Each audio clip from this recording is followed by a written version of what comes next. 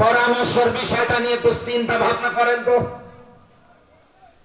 এই দুনিয়ার ময়দানে পরামর্শ করে কাজ করে তারা, যাদের ভুল হওয়ার সম্ভাবনা থাকে। এক কথা বলতে লাগলো, আমি পরামর্শ করব আমার বড় ভাইয়ের সঙ্গে, আমার বাবার সঙ্গে, আমার মায়ের সঙ্গে।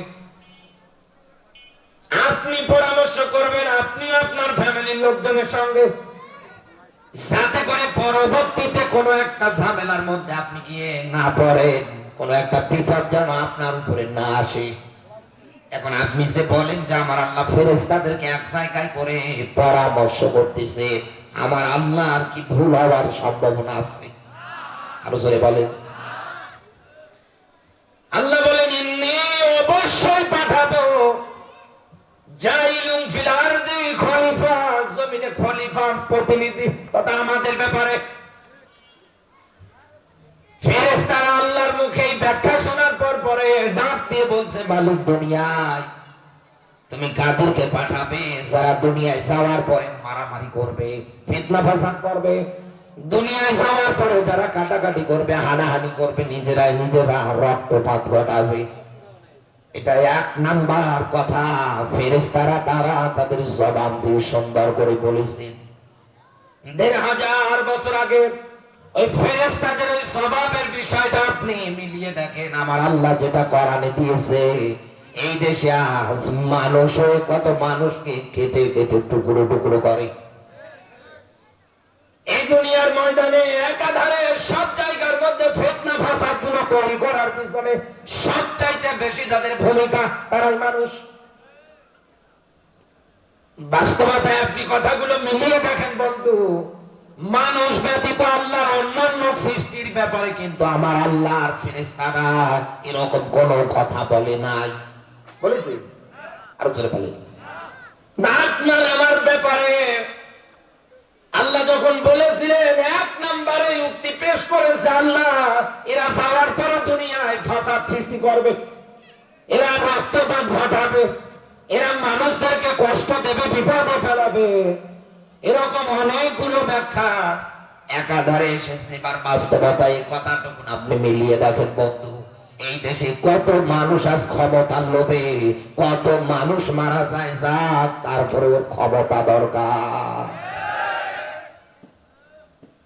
কত মানুষকে গুম করতে হলে করবে, তারপরেও ক্ষমতায় বসে থাকবে, ক্ষমতা ছাড়বে না। অথচ আল্লাহ তাআলা কত চমৎকার করে ব্যাখ্যা দিয়েছেন, আলহাকুমুত তাকাসুর, দুনিয়ার সম্মান, দুনিয়ার খ্যাতি, ক্ষমতা, টাকা পয়সা, ধন দৌলত, সুনাম, খ্যাতি, এরকম ছোট কিছু আছে দুনিয়ার পর্যন্ত, এইগুলোর পিছনে মানুষ যেন না দৌড়ায়। কিন্তু আজ আপনি মিলিয়ে দেখেন, কেউ ওই ক্ষমতার জন্য, কোন জায়গায় দায়িত্ব পালনের জন্য, একটা বারের জন্য চিন্তা ভাবনা করছে না যে আমাকে একদিন মরা লাগবে। কথা বলে সব জায়গার মধ্যে সাদাবাজি, সব জায়গার মধ্যে জায়গা দখল পর্যন্ত একাধারে শুরু করে দিয়েছি। বাস্তবতাটাই আপনি একটা ভার মিলিয়ে দেখেন, মানুষ দুনিয়ার ময়দানে যত কিছু অর্জন করুক না কেন, যত কিছু দুনিয়ায় মানুষের উপরে কষ্ট দিয়ে ফাসাদ করে দুনিয়ায় তৈরি করুক না কেন, চক্ষু দুইটা যদি একবার বন্ধ হয়ে যায়, কোনটাও কি সাথে যাবে? শেয়ার যাবে?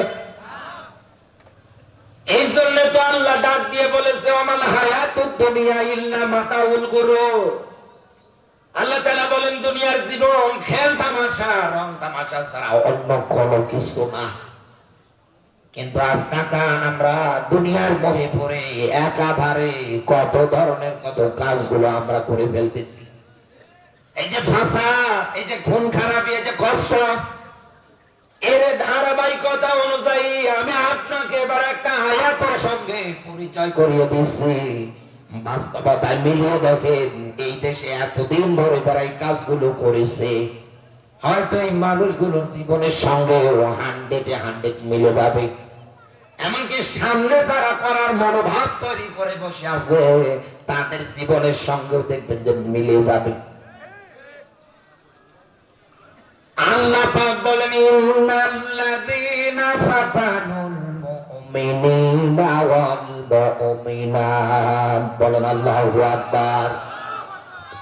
সূরা বুরুজ 85 নম্বর সূরা 30 নম্বর পারা 10 নম্বর আয়াত।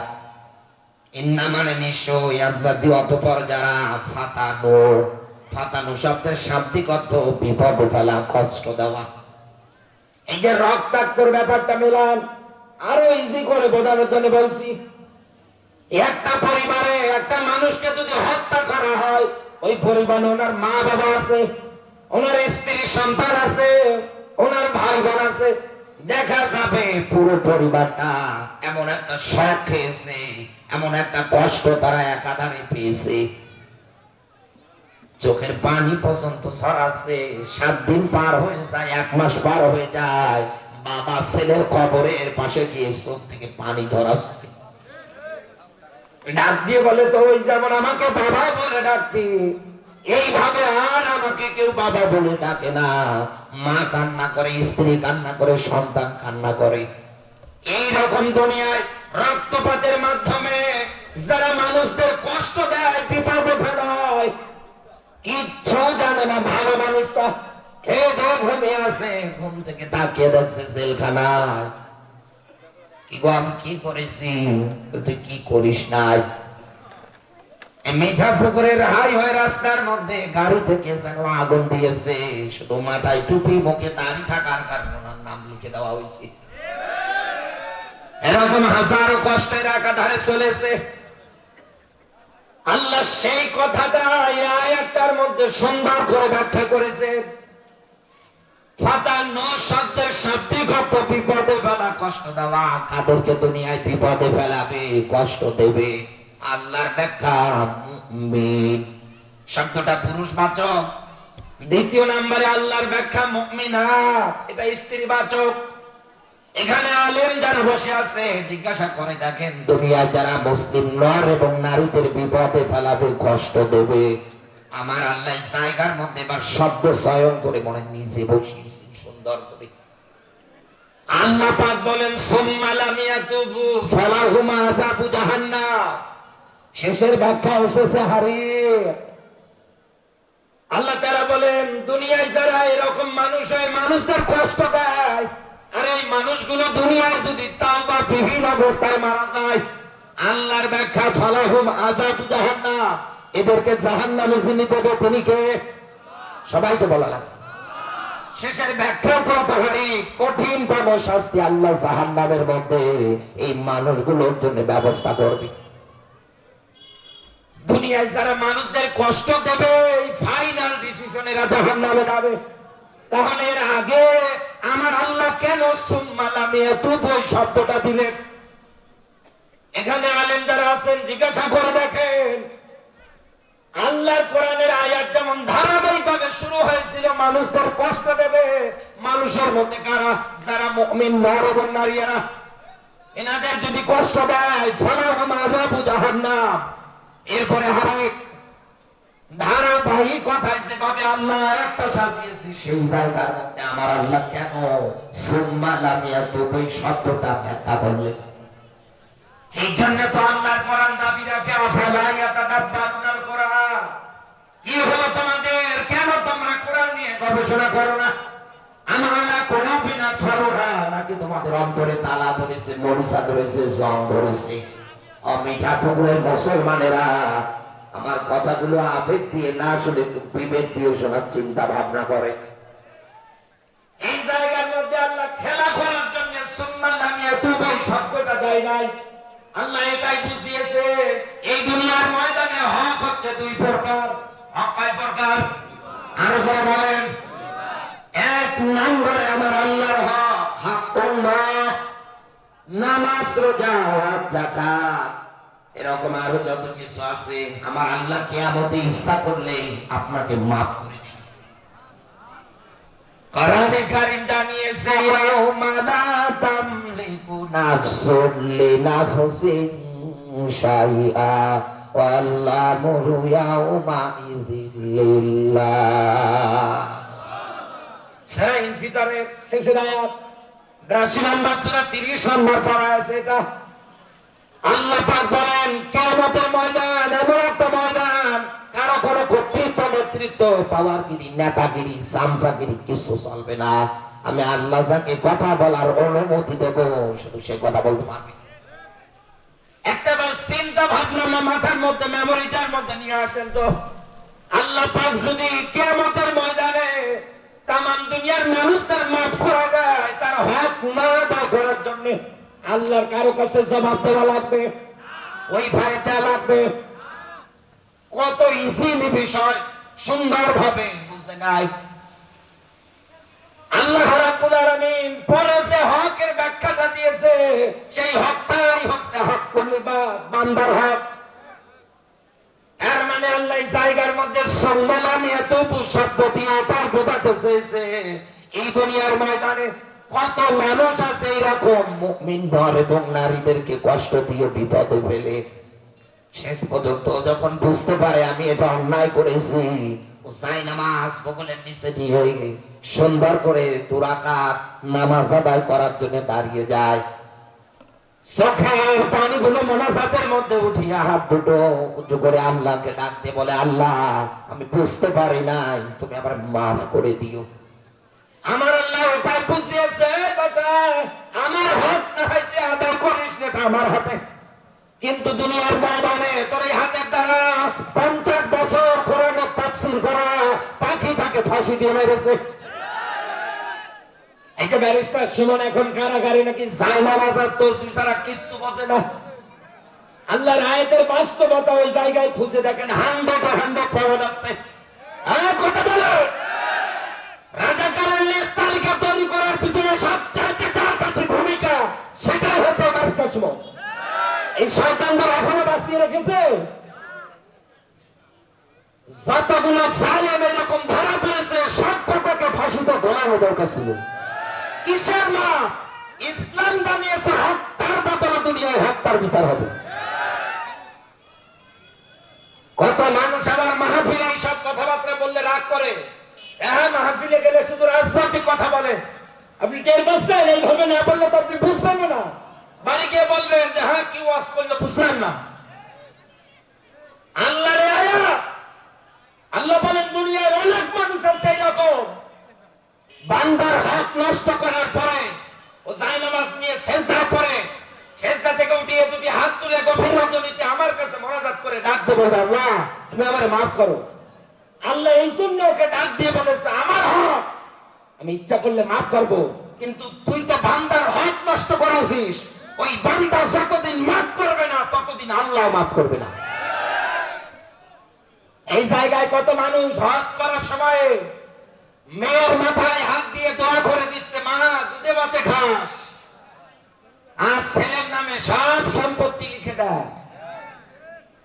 আপনার হজ কবুল হয়? হ্যাঁ, মেয়ের হক মেয়েকে দেওয়া লাগবে, ছেলের হক ছেলেকে দেওয়া লাগবে। কথা বলেন, আপনি না দিয়ে দুধে ভাতে খাওয়ার দোয়া করে আপনি দুনিয়ার থেকে বিদায় নেওয়ার পরে এই মেয়েটার স্বামী যদি ডাক দিয়ে বলে 2-4 লাখ টাকা আমার এখন দরকার, আমি ব্যবসা করব, ভাইয়ের বাড়ির দরজার সামনে এসে দাঁড়িয়েছে, ভাই আমার 2-4 লাখ টাকা লাগবে, ভাই বলবে না আমি দিতে পারবো না। কথা বলে না কেন? ভাই যদিও রাজি হয় এখনকার জামানার অনুযায়ী ভাইয়ের বউ রাজি না। হ্যাঁ, এত টাকা খরচ করে তোর বিয়ে দিলাম, আবার এসেছিস টাকার জন্য। শেষে মেয়েটা না পারে স্বামীর বাড়িতে যেতে, না পারে ভাইয়ের বাড়িতে ঢুকতে, শেষ পর্যন্ত বাবার কবরস্থানের পাশে দাঁড়িয়ে চোখের পানিগুলো ফেলায় আর ডাক দিয়ে বলে, আল্লাহ কি করে গেল আমার বাবা। আমার বাবা যদি আজকে আমি যতটুকু সম্পদের হকদার ছিলাম যদি দিত, এতটুকুনো বিক্রি করে স্বামীর হাতে কয়েকটা টাকা উঠিয়ে দিতে পারতাম, আজকে আমার এই দিনটা দেখা লাগতো না। এই জন্য আল্লাহ এটাই জানিয়েছে, বান্দা শোন, আমার হক না হয় তুই নষ্ট করেছিস, তাই তুই আমার কাছে মাপ চা। কিন্তু যে মানুষটাকে 50 বছর জেলখানায় আটকে 14 বছর পরিবার থেকে বিচ্ছিন্ন করে একটা হকও যারা আদায় করতে দেন না, এটার সঙ্গে জড়িত আল্লাহর বান্দা যতদিন জবাব করবে না। অনেক মানুষ আগে ওই দলে সাপোর্ট করতেন, এখন সাধু হয়ে বসে আছে। হ্যাঁ, যেদিকে পানি ওদিকে ছাতা ধরে আছে। আপনি মনে করছেন আমি এখন বিশাল বড় আল্লাহর ওলি, জান্নাত থেকে পানি এসে তো মনে হচ্ছে আর দেখি, অথচ আল্লাহর কোরআন জানিয়েছে অন্যরকম ব্যাখ্যা। যারা এতদিন আমার সাপোর্ট করেছে, আপনার সাপোর্টে আপনার পাশে থাকার কারণে এরকম মানুষদের হক নষ্ট করাতে ওরা যত বেশি উৎসাহী হয়েছে, ওরা যেমন অপরাধ করে গুনাহগার, আপনি সাপোর্ট করার কারণে আপনিও গুনাহগার। আল্লাহর ব্যাখ্যা, ওয়ালতাকুম মিনকুম উম্মাতুন ইয়াদউনা ইলাল খায়র, তোমাদের মধ্যে একটা মাত্র দল থাকা দরকার, যেই দলটা দুনিয়ার সৎ কাজে আদর দেবে, 2 নাম্বার অসৎ কাজে বাধা দেবে। আল্লাহ পাক বলেন উলাইকা হুমুল মুফলিহুন, এই দলটাই হচ্ছে আমি আল্লাহর কাছে সফলতা। আপনি এমন দল করেছে যারা মানুষদের হক নষ্ট করত, যারা মানুষদেরকে বিপদে ফেলত, কষ্ট দিত। হিসাব করে মিলিয়ে দেখেন নবী লূত আলাইহিস সালাতু ওয়াস সালামের জীবনের সঙ্গে আয়াত নিয়ে। আসরের নামাজের পরে 2 জন ফেরেশতা এসে ডাকতে বলে, পয়গম্বর এই জায়গা থেকে আপনার অনুসারী যারা আছে তাদেরকে নিয়ে আপনি চলে যান। আল্লাহর পক্ষ থেকে বার্তা, ইল্লা ইমরাতা, খবরদার আপনি আপনার স্ত্রীকে নেবেন না। বাংলার মুসলমান যারা বসে আছেন, কান খাড়া করে কথার জবাব দেন। একজন নবীর স্ত্রীর কি চরিত্র খারাপ? উনি কি চরিত্রহীন? দুনিয়ার ময়দানে সব নবীদের রক্তগুলো পবিত্র, এই পবিত্র রক্তগুলো কোনদিন আল্লাহ হারাম রক্তে প্রবেশ করাবে না।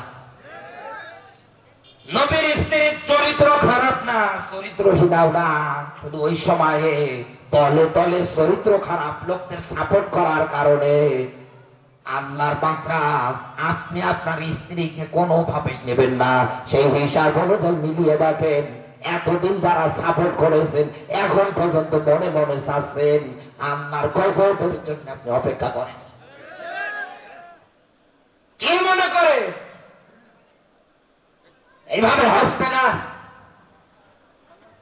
হিসাব করে আপনি মিলিয়ে দেখেন, জাহান্নামে মরার পরে আল্লাহ বিচার করে দেবে কি? আপনি তো আগে গিয়ে বসে আছেন, দেবে কি? আপনার কাজ করবা, যা কিছু হচ্ছে, কুল্লু নাফসিন বিমা কাসাবাত রহিনা, সূরা মুদাসসিরের আয়াত। দুনিয়ার ময়দানে আপনি যেমন কর্ম করবেন, কিয়ামতে আল্লাহ তেমন ফল আপনাকে দেবে। কার উপরে জুলুম করেন আপনি? যেহেতু দিনের বেলা আমাদের সময় সংকীর্ণ, এখান থেকে আমি আপনাকে আয়াতটা দিয়ে এতটুকু শিক্ষা দিতে চাই। আজকের পর থেকে আপনার হাতের দ্বারা, আপনার জবানের দ্বারা, আপনি যে রাজনৈতিক দল বানিয়েছেন এটার দ্বারা কারো যেন মনে কষ্ট দেওয়া না হয়। এই কষ্টের মাধ্যমে কারো যেন নষ্ট হয়ে না যায়। কারণ অপরাধ যার কাছে আপনি করবেন, আগে গিয়ে তার কাছে মাপ চান। কথা বলেন, আপনি আমার কাছে অপরাধী, আমার কাছে মাপ চান। বেয়াদবি করেছেন আমার সঙ্গে, আপনি আমার কাছে মাপ চান না, আমাকে দেখলে 10 হাত দূর দিয়ে সেলুট দিয়ে চলে যান। আর মসজিদের সামনের কাতারে তসবিহ দিচ্ছি, মাফ করবে, মাফ করবে। এই আয়াত থেকে এটাই শিক্ষা, অপরাধ যার কাছে মাফ চাওয়া লাগবে তার কাছে। সেই হিসাব অনুযায়ী মিলান তো, এনারা কি মাফ পাওয়ার যোগ্য? যোগ্য? মানুষ এনাদের মাফ করবে? কালা মানিককে কয়েক মিনিটের জন্য আপ্যায়নের সুযোগ পেয়েছিল, মাফ করবে? এমন পিটান পিটিয়েছে, ছাতা বিছে আউট করে দিয়েছে। মানুষ এদের মাফ করে? কোনদিনও মাফ করবে না। ফেরেশতারা আমাদের ব্যাপারে তাহলে 1 নম্বরে, এই দুনিয়ায় যখন আল্লাহ আমাদেরকে খলিফা প্রতিনিধি করে পাঠানো কথা তাদের সামনে উপস্থাপন করেছেন, 1 নম্বরে এটা বলেছে। 2 নম্বরে ডাক দিয়ে বলেছেন, আল্লাহ কলু আতাজালু, এদেরকে তো না বানালেই ভালো হয়। তোমার তাসবিহ, তাহলিল, জিকির, আজকার, তোমার গুণগান গাওয়ার জন্য তো আমরাই যথেষ্ট আছি। কথা বলেন না? এখন অনেকের মনে প্রশ্ন জেগেছে, কেন ফেরেশতারা আমাদের ব্যাপারে এই 2টা বিষয় আল্লাহ তাআলার সামনে বলেছিলেন? কারণ আমাদের আগে এই দুনিয়ার ময়দানে জিন জাতিরা বসবাস করত। তাদের মধ্যে কেউ ভালো ছিল, কেউ খারাপ ছিল। তাদের এই বিষয়টা দেখে আমাদের ব্যাপারে তারা একই মন্তব্য করেছে। আল্লাহ এরা ওদের মতো একই কাজ করবে। সেই হিসাব করে মিলিয়ে দেখে এই বাংলাদেশ এখন দুর্নীতির দিক দিয়ে টপ লিস্টে। কথা বলে এখনো ক্ষমতা শেয়ারই বসে নাই, তাতেই মনে করে পুরো বাংলাদেশ আমার বাবা। আবার এদের মুখে আবার বক্তব্য শুনবে টুপিওয়ালা যারা আছে, আপনাদেরও কি রাজনীতি করা লাগে? কোরআন পড়বেন, কোরআন খতম করবেন, সুবহ খাবেন, রেখে দেবেন সুন্দর করে। রমজান মাস আসলে এটা দিয়ে আপনারা খতম তারাবি নতুবা সুবহ তারাবি পড়াবে। 5-6 হাজার টাকা বেতন যা পাবে নিজের পকেটে ঢুকিয়ে 2 বস্তা নিয়ে আরামে খেয়ে দিন পার করবে। আপনাদের আবার মাঠে ময়দানে মিটিং মিছিল সমাবেশ করা লাগে। একটা জেলা আর একটা জেলা এরকম করে 64টা জেলায়। আরে ভাই, এই দুনিয়ার ময়দানে আপনার মুভমেন্ট আমি শেষ করে দিতে চাই। এই দুনিয়ায় টুপিওয়ালা যারা আছে, এই দেশে তারা যে দল করে, তারা কোনোদিন দুনিয়ার শেয়ার পাওয়ার জন্য দল করে না। আগামীতে বসতে হবে, তারা শেয়ারে বসবে এই জন্য না। তারা চায় এই দুনিয়ার ময়দানে মাসলুম মানুষগুলো যেন তাদের অধিকারগুলো ফিরে পায়। কারণ আল্লাহর ব্যাখ্যা আপনি নিজেই নিজের উপরে এরকম করে জুলুম করে, আপনি মানুষদের বিপদে ফেলান, কষ্ট দেন, আপনার লক্ষ লক্ষ টাকা আছে, কিচ্ছু দেবে না, ভালো মানুষটাকে আপনি মামলা দিয়ে জেল খাটান। এই দেশে টুপিওয়ালার যে দল করে, টুপিওয়ালা যে সংগঠন তৈরি করেছে বাংলাদেশ জামাত ইসলামী, তারা চায় আগামীতে নতুন করে এইরকম দুঃসাহস করতে না পারে। আল্লাহর ব্যাখ্যা আমালাকুম লা তুকাতিলুনা ফি সাবিলিল্লাহ, কেমন বাক্যের কথা আসলে আয়াত উল্টিয়ে দেখেন। আসে সূরা নিসার 75 নম্বর আয়াত। আল্লাহ বলেন কি হলো তোমাদের, কেন লড়াই করো না, কেন সংগ্রাম করো না? কত বিদ্যা অসহায় আবার নারী পুরুষগুলো জালেমের জুলুমের শিকার হয় আমার কাছে কেঁদে কেঁদে ডাক দিয়ে বলতেছে, রব্বানা আখরিজনা মিন হাযিহিল ক্বরিয়াতি যালিমি আহলুহা। রব্বানা, হে আমাদের রব। প্রথম দোয়াটা আল্লাহর কাছে, দ্বিতীয় সেক্টরের দোয়াটা আল্লাহর কাছে না করে ডাইরেক্ট আল্লাহর কাছে বলতেছে, নাসিরা, আল্লাহ একজন বন্ধু, একজন সাহায্যকারী পাঠিয়ে দাও। এখানে পুরো ক্বরিয়া যে শব্দ অর্থগুলো ব্যবহৃত হয়, এগুলোর অর্থ দাঁড়াচ্ছে গ্রাম, জনপদ সহ। আপনি যে কোনো একটা ধরলেই ধরতে পারবে। এই দুনিয়ায় যে গ্রামে, যেই জনপদে, যেই শহরে মুসলিম মানুষদের উপর অত্যাচার করা হয়, জুলুম করা হয়, নির্যাতন করা হয়, এই মানুষগুলো দুনিয়ায় চোখের পানি ছেড়ে দিয়ে নির্যাতনের স্টিমুলাস সহ্য করতে না পারে তারা আল্লাহর কাছে ডাক দিয়ে বলে, আল্লাহ বাঁচাও, নতুবা একজন বন্ধু, একজন অভিভাবক, একজন সাহায্যকারী পাঠাও। এই আয়াতের দিকে তাকিয়ে এই দেশের মধ্যে যারা দল সংগঠন তৈরি করেছে, আপনি তাকান, এই দেশে কোনদিন তাদের নামে একটা দুর্নীতির রিপোর্টও দেখাতে পারবেন না, একটা সাদাবাদী লিস্টের কোন মানুষের টুপিওয়ালার নাম দেখাতে পারবেন না। কোরআনের পাখি কি দায়িত্ব পালন করে নাই? দায়িত্ব পালন করে নাই? কোন দুর্নীতি আছে তাদের নামে? আছে? আর একে সালমান রহমান দরবেশ 36,000 কোটি টাকা চুরি করেছে। এরপরও বেটারা জেল থেকে বেরোনোর সময় দাঁত বের করে করে হাসে। এদের আসলে লজ্জা নেই। আর এদের নিয়ে এখন পর্যন্ত কত মানুষ গুণগান গাইছে, কত ধরনের বাসে মন্তব্য করতেছে এই দুনিয়ায় এই দলটাকে নিয়ে। সাবধান হয়ে যান, সাবধান হয়ে যান। যারা প্রশ্ন রাখেন আপনাদের 71-এ ভূমিকা কি ছিল, আমি উল্টো প্রশ্ন করি আপনাদের ভূমিকা কি ছিল জাতি জানতে চায়। এগুলো কথা বলতে গেলে আমার কত মানুষের অন্তরে গিয়ে ঠাডা পড়ে, কত মানুষের কলিজায় লাগে। আপনি দুনিয়ায় রাজনীতি করেন, আপনি সংগঠন করেন, এটা যেন হয় মুসলিম মানুষের অধিকার আদায়ের পক্ষে। আপনি তো তা করেন না। আপনি দুনিয়ায় আরো বিপদে ফেলান, মানুষের জায়গা তুমি কেন না, গলায় চাকুবাজ দিয়ে আপনি সাদাবাজি করেন। কথা বলেন না কেন? সেই হিসাব অনুসারে এবার আপনি মেলান। আমাদের ব্যাপারে ফেরেশতারা যখন এই দুইটা মন্তব্য করেছিল, আমার আল্লাহ পাক শেষের শব্দটুকু একটা চমৎকার ব্যাখ্যা উপস্থাপন করেছেন। আল্লাহ পাক বলেন, ক্বালা ইন্নী আ'লামু মা লা তা'লামুন, আমি আল্লাহ যা জানি তোমরা তা জানো না। এই কথা কার? আল্লাহ বলেন। আল্লাহ পাক বলেন, আমি আল্লাহ যা জানি তোমরা তা জানো না। আমার আল্লাহ কি জানে দেখি তো আমরা অন্য একটা আয়াতের সঙ্গে বিষয়টাকে মিলিয়ে নেই। কোরআনের এক আয়াতের ব্যাখ্যা আর এক আয়াতে সুন্দর করে নোট করেছি। তাফসীরুল কোরআন বিল কোরআন মিলান, সূরা ফাতির 35 নম্বর সূরার 32 নম্বর আয়াতটার মধ্যে আল্লাহ একটা চমৎকার ব্যাখ্যা বুঝিয়েছেন। এই জায়গার মধ্যে আল্লাহ মুসলিম জাতিকে তিন ভাগে ভাগ করেছেন।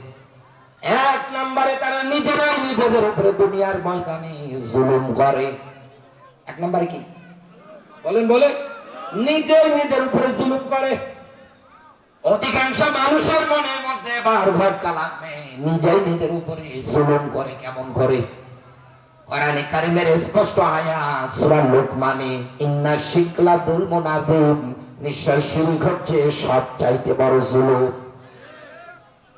আর এই দুনিয়ার ময়দানে মুফাসসির ইকরাম যারা আছে তারা এই জুলুমের ব্যাখ্যাটাকে নিয়ে প্রকৃতভাবে দুইটা অর্থ দিয়েছে। এক নম্বরে, আপনি আমি সবাই আল্লাহর বান্দা, মাথাটা একমাত্র নত হবে তার কাছে। কথা বলে না কেন? এটা পাওয়ার একমাত্র যোগ্য অধিকার যিনি রাখে তিনি কে?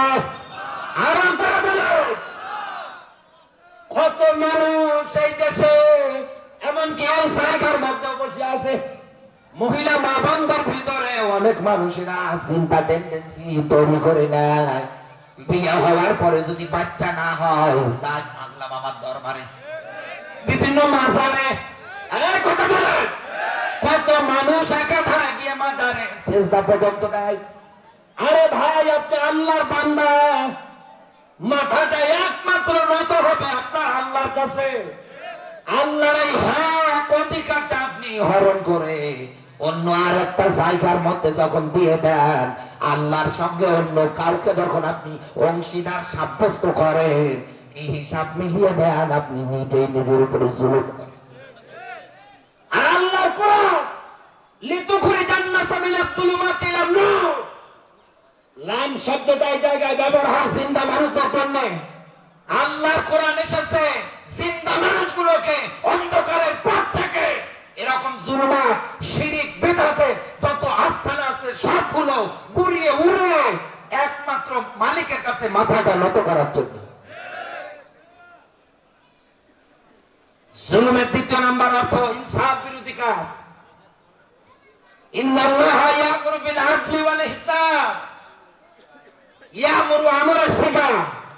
আল্লাহ বলেন, আমার আদেশ, দুনিয়ায় যদি বিচার করতে হয়, রায় দিতে হয়, কোন বিষয় যদি ফায়সালা করতে হয়, ফাহকুম বাইনান নাসি বিল হক, অবশ্যই সত্য সহকারে।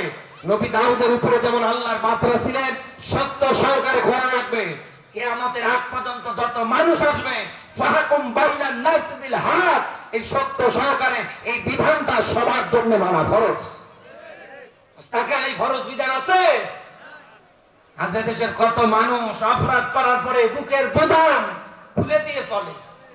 আমার নেতা ক্ষমতায় তাই, আগামীতে আমার দল ক্ষমতায় যাবে তাই। এই কথা বলে কত মানুষ এরকম চিন্তা টেন্ডেন্সি নিয়ে এখন থেকে শুরু করেছে, তাদের কিছু হয় না। আর টুপিওয়ালারা কোরআন হাদিস থেকে হক কথা বললে, আগামীতে আল্লাহর কোরআন দিয়ে দেশ চালানোর কথা বললে, জালেমদের ঠাঁই হবে না বাংলাদেশে। এই কথাগুলো বললে অনেক মানুষের গায়ে গিয়ে নুনের মতো ছিটা আছে। এখানে তো কারো নাম ধরা হয় না। আপনিও মুসলমান বাবার সন্তান, আমিও মুসলমান বাবার সন্তান। ইন্নাল্লাহা ইয়া'মুরু বিল আদলি ওয়াল ইহসান, এই আয়াত আমার উপরে যেমন মানা ফরজ, আপনি যদি বলেন আমি মুসলমান, আপনার উপরে মানা 100-100 ফরজ। ফাকুম বাইনান নাসি বিল হক, এটা আমার উপরে মানা যেমন ফরজ, আপনি যদি বলেন আমি মুসলমান, আপনার উপরে মানা ফরজ। কারণ আপনি যে কায়দায় জীবন জিন্দেগি পার করছে সে হিসাব অনুযায়ী তো বোঝা যায় না আপনি মুসলমান। সে হিসাব অনুযায়ী তো বোঝা যাচ্ছে না যে দুনিয়ায় আপনি মুসলমান। আপনি দুনিয়ার ময়দানে এমন আদর্শ তৈরি করেছেন, এমন কিছু তৈরি করেছেন যা সব ইনসাফ বিরোধী। আর আল্লাহ কোরআন এসেছে জিন্দা মানুষগুলোকে এরকম ইনসাফ বিরোধী যত কিছু আছে সবগুলোকে উকরিয়ে এই দুনিয়ার ময়দানে ন্যায় এবং সত্য জিনিসটা প্রতিষ্ঠিত করার জন্য। আমার আল্লাহর আয়াতের ব্যাখ্যা, ক্বালা ইন্নী আ'লামু মা লা তা'লামুন, আমি আল্লাহ যা জানি তোমরা তা জানো না। আল্লাহ এক নম্বরে ব্যাখ্যা দিয়েছে মানুষের ভিতরে নিজে নিজের উপরে জুলুম করে। দুই নম্বরে ওরা মাঝামাঝি অবস্থান করে, দোদুল্যমান, একবার এদিকে আর একবার ওদিকে। কথা বলো না কেন? সুবিধাবাদ আর জিন্দাবাদ, মধ্যপন্থী তথা মুনাফিক। কথা বলো না। এই বাংলাদেশ থেকে যদি আপনি মুনাফিক চিরতরে বিদায় করতে চান, আপনি যদি মনস্থ করেন এই বছর মুনাফিকটা ঠাই হবে না, কোরআনে আল্লাহ তার অ্যান্টিবায়োটিক আগেই সুন্দর করে দিয়েছে। কি দিয়েছে বলেন বলেন? খারাপ লাগছে ভাই? আমি এই 12-13 ঘন্টা জার্নি করে আসছি, 2 ঘন্টা আমি ঘুমাইনি। এরপরে খুব কষ্ট হচ্ছে আমার কথা বলতে, তারপরে আমি মেসেজগুলো আপনাদের কাছে পৌঁছাই দিতে চাই। আপনাদের কি খারাপ লাগছে? বিরক্ত লাগে? আমি বলবো কথা বলবো। মুনাফিকদের বিদায় করতে চাইলে আল্লাহ অ্যান্টিবায়োটিক দিয়েছে সূরা তাওবার 80-84 দুইটা আয়াত। কয়টা আয়াত?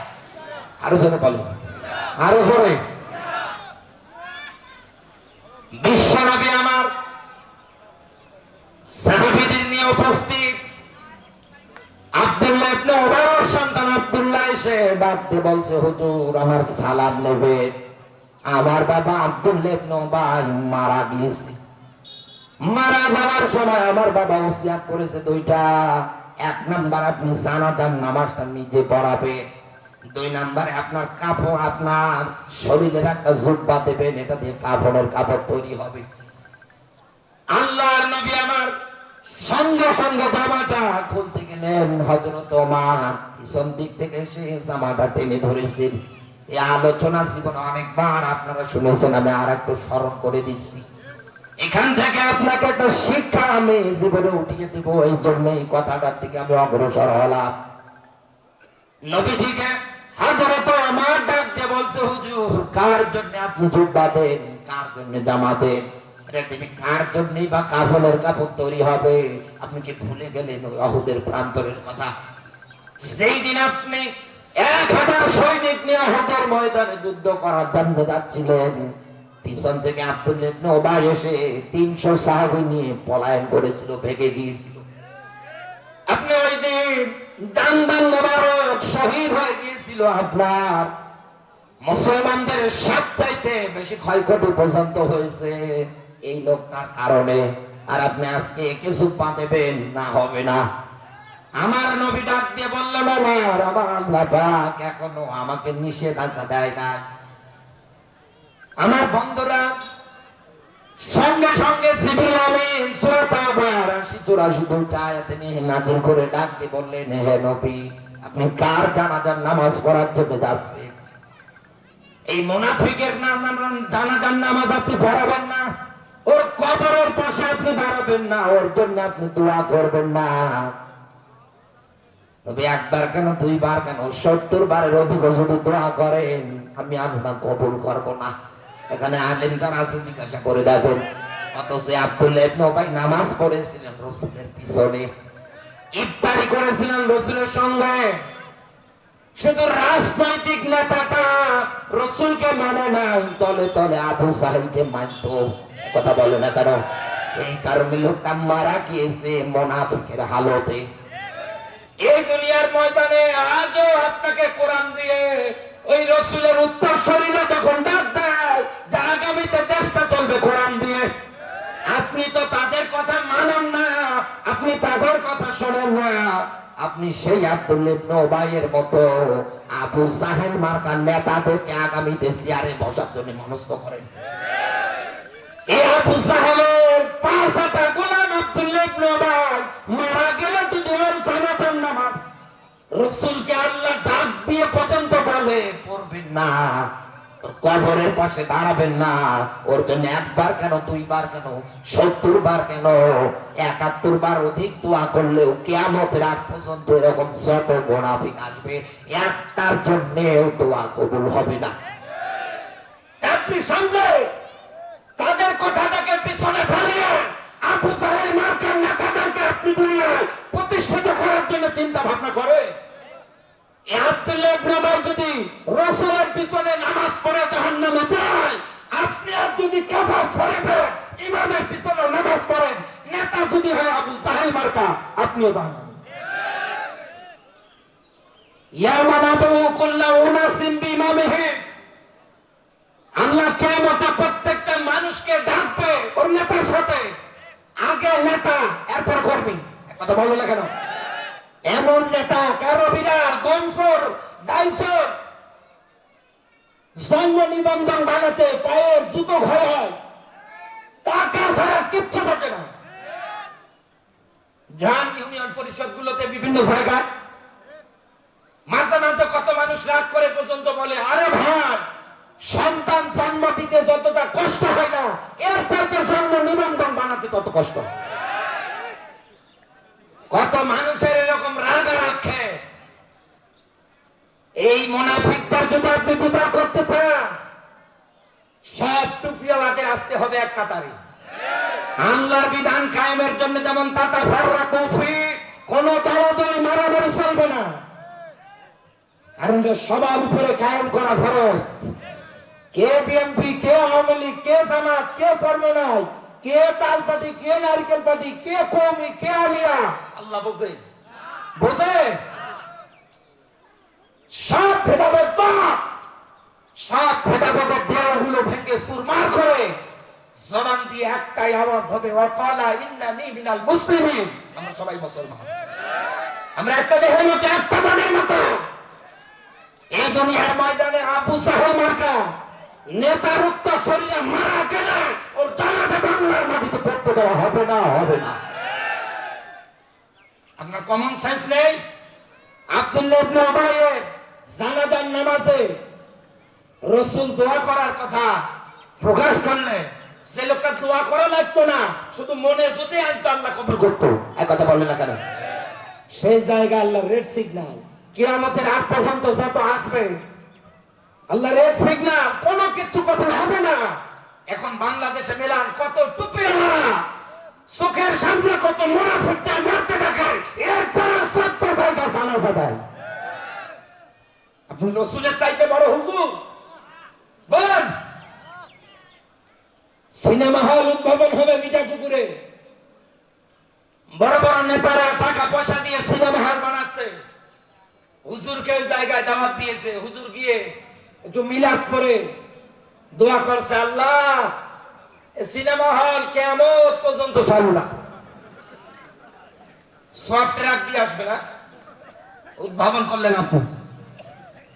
আপনার এখান থেকে শিক্ষা নেওয়া উচিত।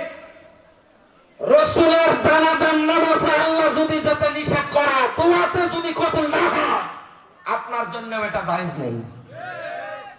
এখন আপনি যদি বলেন যে না আমি রাসূলের চাইতে বড় হুজুর, তো যান, কিচ্ছু বলার নেই। ৩ নম্বরে আল্লাহ তাআলা বলেন আরেকটা ভাগ হচ্ছে, আরেকটা কাতার হচ্ছে, যাদেরকে আমি দুনিয়ায় পাঠাবো তাদের মধ্যে আরেকটা ভাগ, আরেকটা কাতার হবে, তারা ভালো কামে অগ্রগামী হবে, সত্য কল্যাণের কাজে মানুষদেরকে ডাকবে। এটাতে থাকতে গিয়ে তাদের যদি মরণ হয়, ফাঁসি হয়, জেল হয়, জুলুম হয়, হাসি মুখে বরণ করে দেবে। এরপরেও দুনিয়ায় সত্যের পথ থেকে ফিরে আসবে না। বাস্তবতা মিলিয়ে দেখেন বাংলাদেশে এরকম কত মানুষের চেহারাগুলো এখন আমাদের চোখের সামনে ভাসে। শহীদ মীর কাসেম আলী, শহীদ মতিউর রহমান নিজামী, শহীদ কাদের মোল্লা, তারা একটা বারের জন্য বিস্মিত হন না। তাদের অফার দেওয়া হয়েছিল আপনাদের বড় বড় পদে দেবো, একটা বার ফিরে আসে, এসেছে? এসেছে, জীবন বিলিয়ে দিয়ে গিয়েছে। সোনালী অক্ষরে তাদের নামগুলো কিয়ামতের আগ পর্যন্ত লেখা থাকবে। যত মানুষ দুনিয়ায় আসবে তাদের জন্য মানুষ দোয়া করবে। আপনি তাদের সঙ্গে হাত মিলান না, আপনি তাদের সঙ্গে ওঠা বসা করেন না, চলাফেরা করেন না, এই কাতারের মধ্যে আপনি আসেন না। আমি কোরআনের ব্যাখ্যা থেকে আপনাকে বলছি, মিনান নাবিয়্যিনা ওয়াস সিদ্দিকিনা ওয়াস শুহাদা ওয়াস সালিহিন ওয়া হাসুনা উলাইকা রাফিকা। বলেন না আল্লাহু আকবার। আমার যেমন হাতের আঙ্গুল আছে, আল্লাহ কুদরতের আঙ্গুল দিয়ে দেখাচ্ছে। উলাইকা শব্দটা ইশারাবাচক, ইঙ্গিতবাচক শব্দ, ইসমে ইশারা। আল্লাহ দেখাচ্ছেন এই মানুষগুলো কারা, যে না এরা কারা। এক নম্বরে মিনান নাবিয়্যিন, নবীরা। নবীরা এখন দুনিয়ায় আছে। আল্লাহ বলেছেন উত্তম বন্ধু যদি বানাতে হয় এক নাম্বার তালিকায় রাখ এদেরকে, যারা দুনিয়ায় নাইবে নবী, রাসূলের ভবিষ্যৎবাণী, আল উলামা ওয়ারাসাতুল আম্বিয়া। এই দুনিয়ার ময়দানে নবী জীবন আমার পরে দুনিয়ায় নাইবে নবী তারা যারা আলেম। এই আলেমের মধ্যে আবার ভাগ আছে। ডক্টর কফিলউদ্দিন সালেহের মতো মানুষেরা দুনিয়ায় কোনোদিন আলেম হতে পারে না। এরকম বাতিলের পাঠ্যক্রম কোনদিন দুনিয়ায় আলেম না। সাইয়্যিদ কুতুব এ যখন কারাগারের মধ্যে ফাঁসি দেওয়া হবে, সরকারি একজন আলেম গিয়ে ডাক দিয়ে বলছে পরে লা ইলাহা ইল্লাল্লাহ। উনি ডাক দিয়ে বললেন একটা জিনিস চিন্তা করে দেখো, যে কালেমার তালকিন তুমি আমাকে দিতে এসেছো, এই কালেমা আর তোমার কালেমা, আমার কালেমা যেটা আমি ব্যাখ্যা লিখেছি, যার জন্য আমার ফাঁসি হচ্ছে, কোনো তফাৎ নেই, কথা কিন্তু একটাই। তুমি মিলিয়ে দেখো, তোমার কালেমা তোমার রুটি জোগায়, আর আমার কালেমা আমার ফাঁসির দড়ি তৈরি করতেছে। কথা বলে হিসাব বরাবর বন্ধু আপনি মিলিয়ে না। এই দুনিয়ার ময়দানে আলেম যাকে তাকে মনে করা যাবে না। 1.5-2 ঘন্টা ওয়াজ করে সব মাটির নিচে কবরের ওয়াজ করে, কবরে ওয়াজ করতেছে। হুজুর মাটির নিচে ওয়াজ করেন যেন মানুষ কান্না করে করে মাটিতে নুয়ে পড়ে। আরে ভাই বিবেক নেই আপনার? যেখানে কবরের উপরে তথা জমিনের উপরে এত চাঁদাবাজি হয়, এত ডাকাতি হয়, এত খুন খারাপি হয়, এত মিথ্যা মামলা হয়, এই উত্তপ্ত দাউ দাউ করে একটা জমিনের মধ্যে আপনি একজন আলেম হিসাবে কবরের ওয়াজ ছেড়ে দিয়ে এই উত্তপ্ত জমিনে সুর দিয়ে এই দেশে চাঁদাবাজি নিয়ে কোরআন হাদিসের আলোকে স্পষ্ট এক কথা উঠিয়ে ধরে, এটা আপনার দায়িত্ব। আল্লাহ বলেন বন্ধু হবে। 2 নম্বরে সিদ্দিকী, যারা সত্যবাদী মানুষ। 3 নম্বরে এসেছে শুহাদা। 4 নম্বরে সালিহিন। এরপরে আল্লাহর ব্যাখ্যা ওয়া হাসুনা উলাইকা রাফিকা। আল্লাহ পাক বলেন এই মানুষগুলোই হচ্ছে তোর উত্তম বন্ধু। এখন আপনার কাছে আমার প্রশ্ন আছে, ঠিক বললে শুধু ঠিক না, প্রশ্ন আছে। এই যে ভালো কাজে অগ্রগামী এই দলটা, মুসলমানদের ভিতরে একটা কাতার, এ কথা কার? আরো যারা বলেন, আরো যারা বলেন। সেই হিসাব অনুসারে মিলিয়ে দেখেন আজ অনেক মানুষ এই দলটা, এই কাতারটার মধ্যে নেই। এই দলের পথিক যারা, তাদের নাম পর্যন্ত আমি বলেছি। তারা এই দলের জন্য জীবন দিয়ে গিয়েছে, তারপরে বাতিলের কাছে মাথা নত করে না। আল্লাহ জায়গায় এই জন্য শুহাদা শব্দটা বসিয়েছে। আমি আপনাকে বাস্তবে মিলিয়ে দিয়ে যাচ্ছি, শুধু আমার কথাটা শোনে না। এই যে ইনি বসে আছে, ইনি এখন মনে করেন কিয়ামতের দিন কোরআন বিষয়ের আন্দোলনের একজন কর্মী। এনার পরিচয় কিন্তু বাংলাদেশ জামাত ইসলাম না। ইনি একজন কোরআনের খাদেম, কোরআন দিয়ে দেশ চালাতে চায়, সমাজ চালাতে চায়। এই কথা বলেন না কেন? তিনি আল্লাহর একজন বান্দা। আল্লাহ লাহুল খুলকুল আম, সৃষ্টি যার, জমিনে আইন চলবে তার। এই ঘোষণা আল্লাহর বান্দা দিচ্ছে সব জায়গার মধ্যে। এদেশের জালেম যারা আছে, ওনার একটা ষড়যন্ত্র ফাঁদ তৈরি করবে যে এনাকে যে করে হোক আটকাতে হবে। এনাকে যদি না আটকানো যায়, আগামীতে মিঠা পুকুরে আমাদের মানুষ দেখলে জুতা দিয়ে পিটাবে। কারণ এতদিন আমরা যা করেছি, ইনি সব কোরআন হাদিসের আলোকে ফাঁস করে দেবে। একটা পর্যায়ে জালেমেরদের রেশালনে ভরে অকালে এই মানুষটাকে হয় গুম করবে, নতুবা রাস্তাঘাটে আসার সময় হত্যা করবে, করে লাশটা গুম করার চিন্তা ভাবনা করবে। আল্লাহর পথে এই লোকটা যদি মারা যায়, আল্লাহর ব্যাখ্যা ওয়ালা তাকুলু লিমা ইউকতালু, বলেন না আল্লাহু আকবার। যারা আল্লাহর পথে নিহত হয় এরা মরে না, এরা জিন্দা হয়। ফাল্লা মান উতিয়া কিতাবাহু বিয়ামিনিহি, কিয়ামতের ময়দানে আল্লাহ এই মানুষটা আমলনামা রেজাল্ট শীট খুশি হয়ে আল্লাহ ডান হাতে দিবে।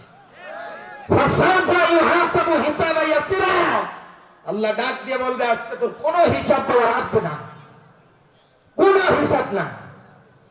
হিসাবা ইয়াসিরার ব্যাখ্যা এসেছে আল্লাহ এই বান্দাগুলোকে পর্দার একটা আড়ালে নিয়ে যাবে, নিয়ে যে জিজ্ঞাসা করবে, বান্দা তুই কি এই কাজগুলো করেছিস? তুই কি এই কাজগুলো দুনিয়ায় করেছিলি? বান্দা ডাক দিয়ে বলবে আল্লাহ তুমি আমার মাফ করে দাও আজকে। আল্লাহ বলবেন যা, আমি আল্লাহ আজকে তোকে মাফ করে দিই। দুনিয়ায় যারা আল্লাহর পথে নিহত হয়, বুলেট লাগার সঙ্গে সঙ্গে ক্ষত জায়গা থেকে একটা ফোঁটা রক্ত জমিনে পড়ার সঙ্গে সঙ্গে আল্লাহ মাফ করে দেয়। কবরে, হাসরে, মিজানে কোনো জায়গায় চিন্তা নেই। কিয়ামতে আল্লাহ অফার করে ডাক দিয়ে বলবে, রাসূলের হাদিস, এর আলেম যারা জিজ্ঞাসা করে, আল্লাহ অফার করে ডাক দিয়ে বলবে, বান্দা তোমার আহাল বর্ডার থেকে আজকে 70 জন মানুষের জন্য আমার কাছে সুপারিশ করো, আমি আল্লাহ বলছি সুপারিশ কবুল হবে। এই জন্য আল্লাহ এই জায়গায় ডাক দিয়ে বলেছে ও হাসুনা উলাইকা রফিকা। এই কোরআনের আয়াত, এই হাদিস বাস্তবতা এবার মেলা। আল্লাহর বান্দা দুনিয়া থেকে শহীদি মরণ পেয়ে বিদায় নিয়ে চলে গেল, ওনাকে রেখে আসা হবে কবরে, তাও বিনা গোসলে মাটি দেওয়া হবে। এক কথা বলেন না কেন? এখন আমি আসলাম, আসার পরে যদি এনার কবরের পাশে গিয়ে ডাকি, বা আপনারা এতদিন যারা এনার সঙ্গে ভালো সম্পর্ক, যদি গিয়ে কবরের পাশে ডাকেন, উনি কি আসবে আপনার সঙ্গে? আসবে। তাহলে কেন আল্লাহ বললেন যে এই মানুষগুলো তোমার বন্ধু? আল্লাহ তো এই জায়গায় সুহাদা না দিয়ে অন্য শব্দ দিতে পারতেন, এখানে কেন সুহাদা দিলে? তার মানে আল্লাহ এটাই বুঝিয়েছে এই দুনিয়ার ময়দানে কোরআন বিচার আন্দোলন যারা করতে চায় তাদের জীবনের কোন নিরাপত্তা নেই। রসুলকে 82 বার ডাইরেক্ট ইনডাইরেক্ট মারা টার্গেট করেছে। এক কথা বলে না কেন? আর ইনারা তো আয়াত জানি, আল্লাহ কি খলাকাল মাউতা ওয়াল হায়াতা, আল্লাহ আগে মরণের কথা দিয়েছে, এরপরে হায়াতের কথা। জন্মগ্রহণ করেছে একদিন মরার মধ্যে, দুনিয়ায় বিড়ালের মতো মারমার করা মরার সময় নয়, সিংহের মতো বাঁচতে চায়। এই তামান্নাই প্রচেষ্টা নিয়ে আল্লাহর বান্দা সামনের দিকে এগিয়ে যাচ্ছে। ওয়াকালে সালেমের জীবনটা নষ্ট করলো। ইনি যতদিন দুনিয়ায় এই ভালো কাজের সঙ্গে জড়িত ছিলেন, আপনি তাকে সাপোর্ট দিয়েছে। আল্লাহর বান্দা এখন তো খবরে, কিয়ামতের ময়দানে আপনি তার বন্ধু হওয়ার কারণে ওই দিন আল্লাহর বান্দা সুপারিশ করে ডাক দিয়ে বলবে, আল্লাহ এটা আমার বন্ধু, আমার বন্ধুকে না নিয়ে আমি জান্নাতে যাব না। সুপারিশ কবুল করবে কে? আরো জোরে বলেন। এই জন্য আল্লাহ বলেছেন দুনিয়ায় মানুষগুলো যতদিন বেঁচে থাকবে ততদিন তোমরা এই মানুষগুলোর সঙ্গে বন্ধুত্ব সম্পর্ক দুনিয়ার ময়দানে তৈরি করো। কিন্তু আমরা চেয়ারে বসে লোভে মাইকের সামনে বসে শুধু বাজে মন্তব্য, এই ওই এই ওই, এক কথা বলে না কেন? আল্লাহ এদের থেকে আমাদের দেশটাকে যেন হেফাজত করে বলো না আমি। আরো জোরে বলেন। নবীজির প্রতি দরুদ, মানবতার মুক্তির মডেল, মানবতার মহান আদর্শ, মানবতার শিক্ষক, নবীর শিরোমণি নবী মুহাম্মদুর রাসূলুল্লাহ সাল্লাল্লাহু আলাইহি ওয়াসাল্লাম। আযান হচ্ছে, এখানে বসেন বসেন। নবীর প্রতি দরুদ আমরা সবাই বলছি সাল্লাল্লাহু আলাইহি ওয়াসাল্লাম। আমি সূরা হামিদ সিজদা 30 নম্বর আয়াতটা পড়েছিলাম, ইন্নাল্লাযিনা ক্বালু রাব্বুনাল্লাহ, নিশ্চয় যারা বলে আমার রবকে, বলেন আল্লাহকে রব মেনে নিতে আমাদের কোন দ্বিমত আছে? প্রশ্ন আছে? রব মানে আইনদাতা, রব মানে উকিল, অভিভাবক, এরকম যত কিছু আছে আপনাকে দুনিয়ায় মানা লাগবে। কবরে গেলেও প্রশ্ন হবে মান রব্বুকা, রবকে? আরো জোরে বলো। আল্লাহ বলেন এই রব বলার পরে দুনিয়ায় যারা এগুলো প্রতিষ্ঠা করতে চাইবে এনাদের উপরে হামলা হতে পারে, মামলা হতে পারে। এই জন্য আল্লাহর ব্যাখ্যা সুম্মাস্তাকামু, এর প্রতি অবিচল তারা যেন থাকে। এই অবিচল থাকতে গিয়ে তারা যদি বিপদে পড়ে, তাতানাজ্জালু আলাইহিমুল মালায়েকা, আল্লাহ ফেরেশতা পাঠায়। ইবনে কাসিরের ব্যাখ্যায় দিন কায়েমের আন্দোলনে কেউ যদি বাধাগ্রস্ত দেয়, দিনের বিজয় করতে গিয়ে জালেমেরা যদি বাধা দেয়, বদরে যেমন আল্লাহ ফেরেশতা পাঠিয়েছে আলফি 1000, আল্লাহ আগামীতে পাঠাবে। মুমিন ইমানদারের জান কবরের সময় ফেরেশতা নাজিল হয়, জিজ্ঞাসা করে আল্লাহ তাখাফু ওয়ালা তাহজানু, তোমার কোনো ভয় নেই, তোমার কোনো চিন্তা নেই, ওই জান্নাতের সুসংবাদ গ্রহণ করো, সেটা আল্লাহ তোমাকে দেওয়ার জন্য ওয়াদাবদ্ধ করেছে।